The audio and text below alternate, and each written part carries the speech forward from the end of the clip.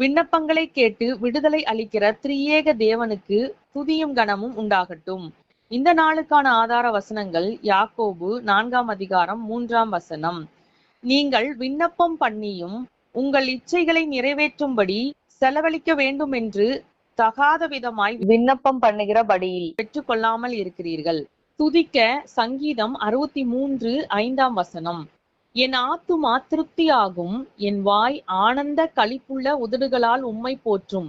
நம்முடைய தேவனாகிய கர்த்தர் ஜெபத்தை கேட்கிறவரும் நம்முடைய விண்ணப்பங்களுக்கு பதில் அளிக்கிற நல்ல தேவனுமாய் இருக்கிறார்.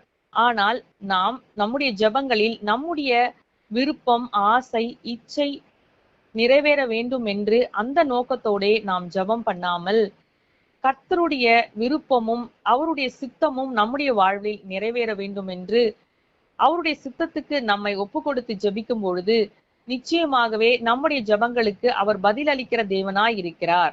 ஆகவே இந்த நாளில் கர்த்தருடைய விருப்பத்திற்கு நம்மை ஒப்பு கொடுத்து அவருடைய சித்தம் மாத்திரமே நம்முடைய வாழ்வில் நிறைவேற வேண்டும் என்று நம்மை அர்ப்பணித்து அவருடைய பாதத்தில் காத்திருந்து ஜெபிக்கலாம்.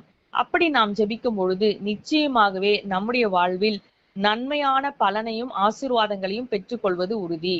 துதிக்க வேண்டியது கர்த்தருடைய சித்தத்துக்கு நம்முடைய வாழ்வை நாம் ஒப்பு கொடுத்து அவருடைய பாதத்தில் காத்திருக்கும் போது அவர் தமது கிருபையை நமக்கு அருளி நம்முடைய ஆத்துமாவை திருப்தியாக்கி நம்மை களிகூற பண்ணுவது உறுதி.